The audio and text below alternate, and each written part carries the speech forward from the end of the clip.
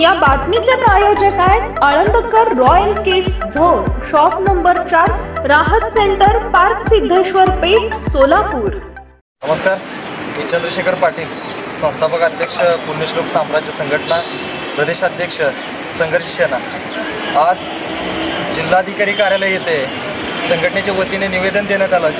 जिल्हाधिकारी यांच्या मार्फत केंद्रीय उड्डाण मंत्री मुरलीधरजी मोहोळ साहेब, मुख्यमंत्री एकनाथजी शिंदे साहेब यांना निवेदन देण्यात आलं। निवेदनाचं कारण असं होतं की सोलापूर विमानतळाला महाराजा यशवंतराव होळकर असे नाव देण्यात यावे, कारण 18व्या शतकामध्ये ज्या राजांनी मुघलांच्या विरोधात, इंग्रजांच्या विरोधात ज्यावेळेस बंड पुकारलं, छत्रपती शिवरायांच्या नंतरनं त्या महाराष्ट्राचे महाराजा यशवंतराव होळकर गोऱ्या इंग्रजांना सोळू की पळू करून इतका मोठा भला इतिहास मोठा महाराजांचा असतानासुद्धा या महाराष्ट्र शासनाने होळकरांचा इतिहास लोकांच्या नजरेसमोर येण्याकरिता कोणत्याही पद्धतीचं काम आतापर्यंत केलेलं नाही आहे। आणि होळकरांचे कुठे साधे स्मारकसुद्धा या महाराष्ट्रामध्ये नाही आहे। ह्याहून मोठी